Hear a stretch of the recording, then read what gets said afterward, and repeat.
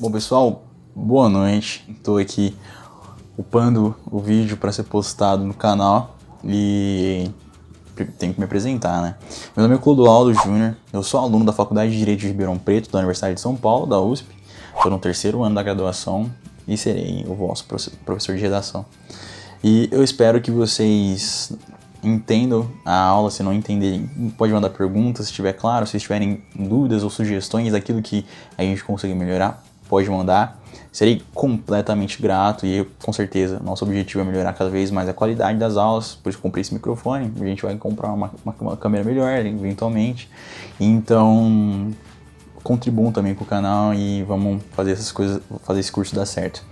Então, o que eu preciso falar para vocês de importante? Hoje nós teremos nossa primeira aula, toda semana a gente vai ter uma aula e toda semana vai ter uma proposta de redação. Essa proposta de redação que a gente vai passar, ela vai estar disponível no nosso Drive, né? A gente vai tentar disponibilizar das melhores formas possíveis para que vocês, todas as semanas, retirem do seu tempo, da sua rotina, 1 hora para vocês fazerem a redação e mandarem para a gente. 1 hora é mais do que suficiente, né? É o tempo que os vestibulares normalmente nos dão para fazer a prova de redação. Por quê? O que faz ficar bom em redação? Não é ler a teoria, saber o que é uma marca ideológica de um texto. Claro, isso é muito importante para você construir, mas mais importante, a redação do Enem, principalmente, é uma redação muito técnica. E você fica bom na técnica praticando. Por isso que é importante, semanalmente, vocês fazerem as propostas de redação que a gente vai indicar aqui no Matiquim, para que vocês semanalmente tenham seus erros apontados e tenham seus erros apontados melhorem a cada semana. Então, bom, espero que vocês gostem dessa aula. Eu vim aqui no começo só para me apresentar. Se tiverem dúvidas, né, sobre mim, sobre como eu passei no vestibular, esse tipo de coisa, a gente pode explicar isso para lá, né, em outras aulas ou eventualmente no GTV, no nosso Instagram. E, enfim, aproveitem a aula. Qualquer dúvida, por favor, deixa aqui nos comentários. As redações, fez a redação? Manda pra gente lá no Facebook, a gente vai corrigir e mandar pra vocês. Aqui na descrição tem o Drive do Matiquim, então acessa o Drive, lá vai ter a proposta e vai ter tudo que vocês precisam saber pra enviar as coisas pra gente. Lá vai ter um mini manualzinho que eu vou escrever, vou colocar lá. Mas o que eu preciso de vocês façam redação semanalmente, né? E não necessariamente enviem pra gente, né? Enviem pra gente nossas propostas aqui, para que a gente corrija, mas escrevam, né? Leiam bastante, leiam o jornal, né, diariamente, uma vez por semana, para vocês estejam atentos às atualidades, para que vocês tenham um repertório para escrever. Então, boa sorte, espero receber as redações de vocês. A gente está montando já uma equipe filé para corrigir as redações, e é isso. Um grande beijo, um grande abraço, fiquem com o vídeo, e até a próxima aula. Primeiramente, boa noite. Vamos começar aqui a nossa primeiríssima aula sobre introdução e as suas características, uma abordagem geral. Então, introdução, redação do Enem, né? Para que nós tenhamos uma boa introdução, ela precisa conter, claro, um contexto, né, tema e tese, sendo o tema e a tese as partes mais importantes. Mas o contexto, vocês vão ver aqui, que ele leva ao tema e ele culmina na tese, ou seja, ele é extremamente importante. O que é o contexto? O contexto, ele não está diretamente relacionado com o tema, mas ele aponta os olhos do corretor para o tema.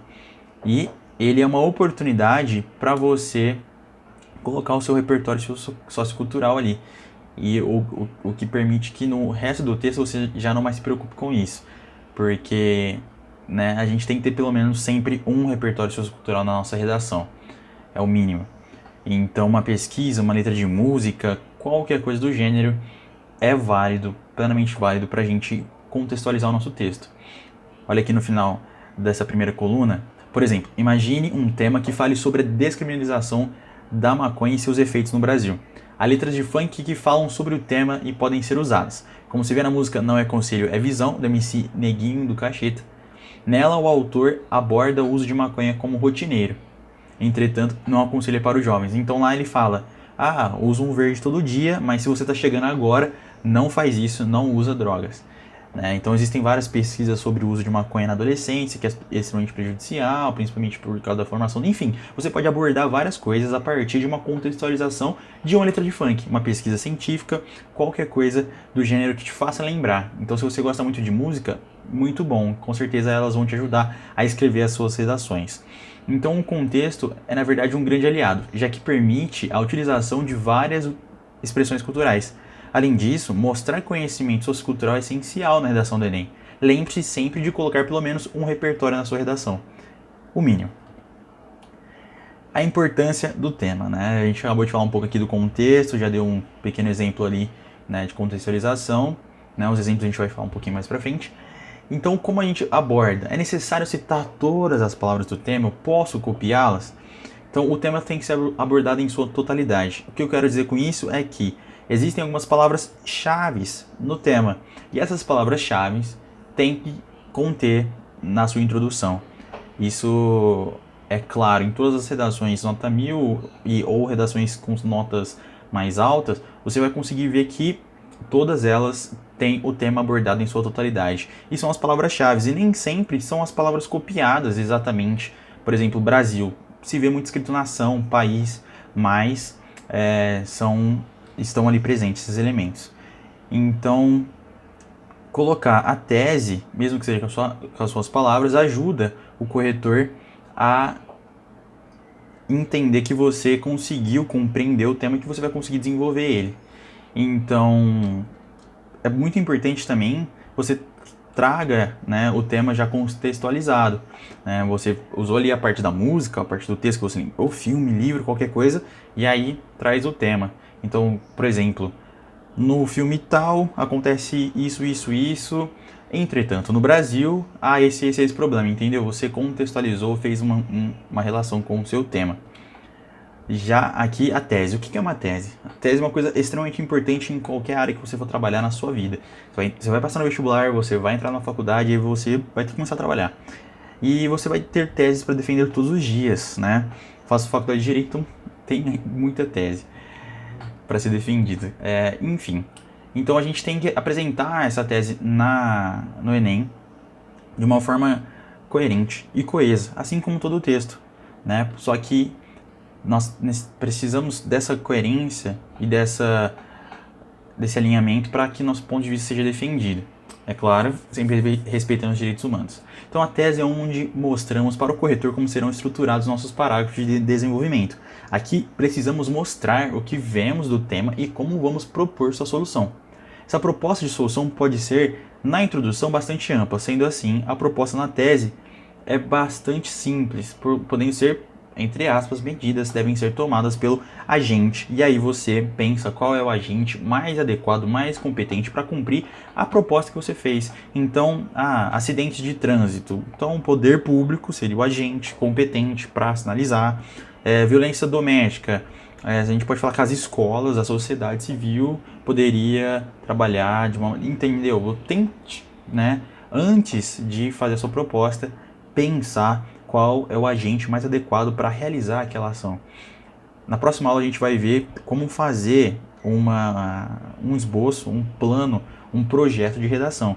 E aí durante a redação, conforme você vai escrevendo, você vai olhando o seu plano, olhando aquilo que você colocou nele e vai assim desenvolvendo a sua redação. E é bom que você não esquece coisas, então fica ligado aí na próxima aula, próxima quinta-feira. Então, exemplos, graças a Deus. Aqui, veja a contextualização ao tema manipulação do comportamento do usuário pelo controle de dados na internet. Todos esses exemplos foram retirados do site blogdoenem.com.br. Só coloquei lá as teses e apareceu. Eu tirei o nome dos autores aqui, não sei se podia mostrar ou não, enfim. Mas se você quiser ver, tá tudo lá no site, inclusive as redações inteiras. Então, esse é o tema da redação de 2018.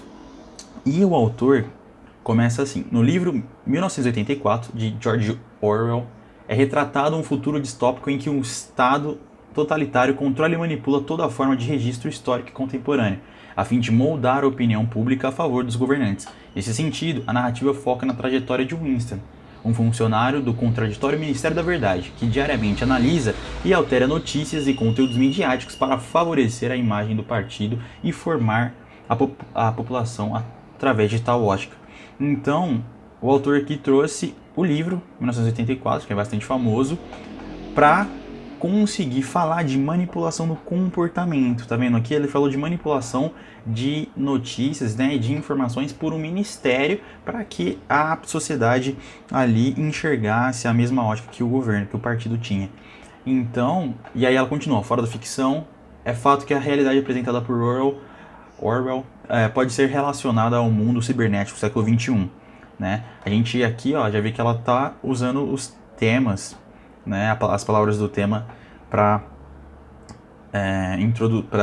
terminar essa introdução. No nosso foco aqui é falar da contextualização. Então, a pessoa aqui resolveu usar um livro, mas ela podia usar várias outras possibilidades.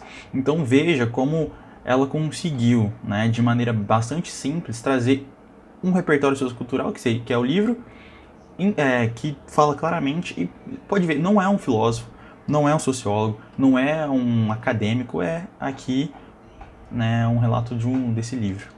Próximo. Então, o tema da redação aqui de 2017, né, que foi Desafios para a Formação Educacional de Surdos no Brasil. Eu coloquei em negrito aqui as palavras-chave desse tema, que necessariamente tem que estar na sua introdução, que é, no caso, desafios. Desafio para quê? Para a formação educacional de quem? De surdos, onde? No Brasil. Então, essas 4, na verdade 5 palavras aqui nessa frase são as mais importantes, são as palavras-chave, né? A frase inteira é composta de palavras-chave.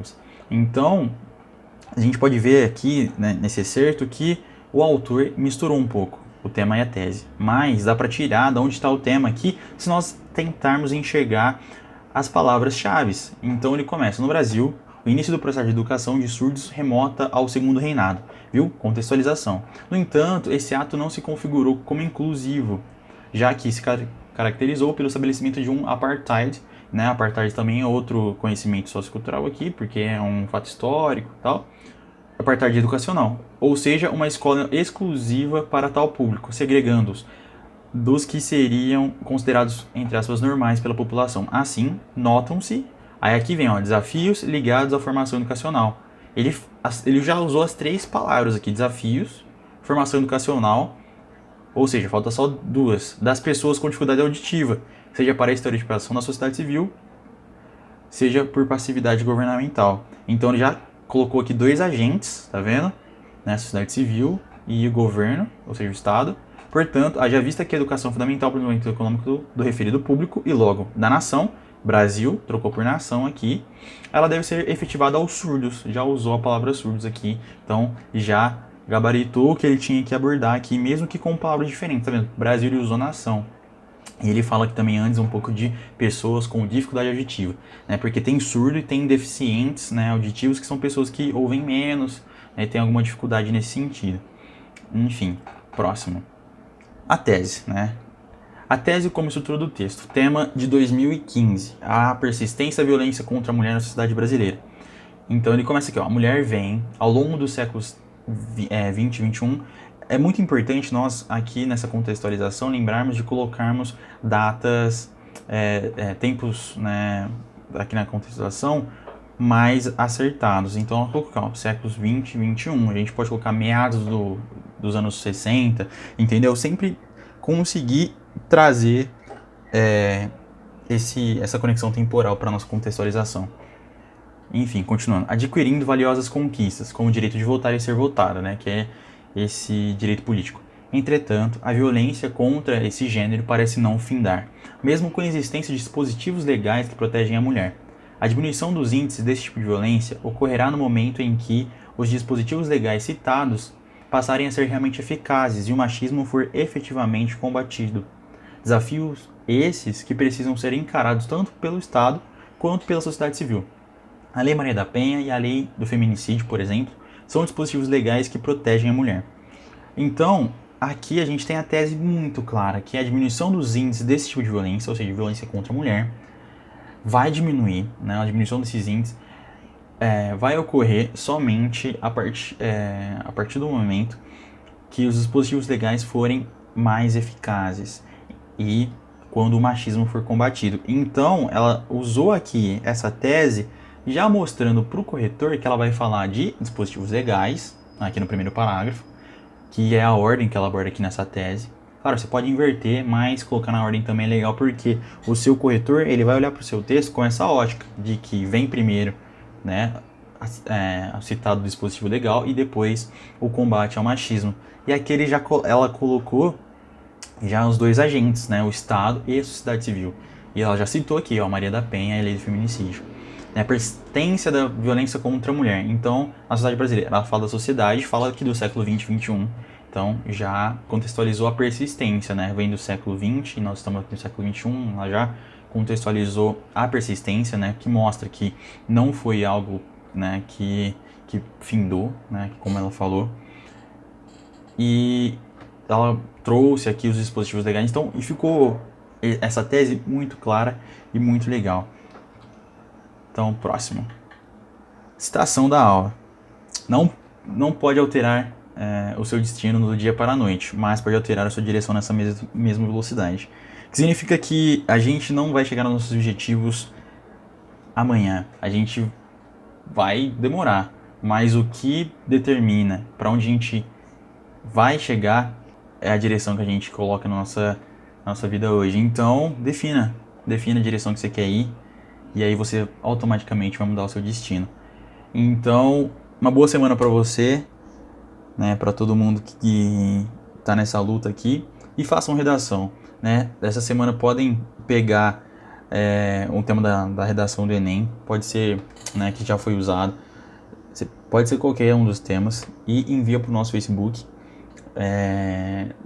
pro Facebook do Matkin, que nós vamos corrigir e vamos te enviar de volta no chat mesmo ali. Manda uma foto bem iluminada e com uma letra legível. Boa sorte. Enfim, mude a direção da sua vida do dia pra noite, aí você vai ver o seu futuro mudado lá na frente também.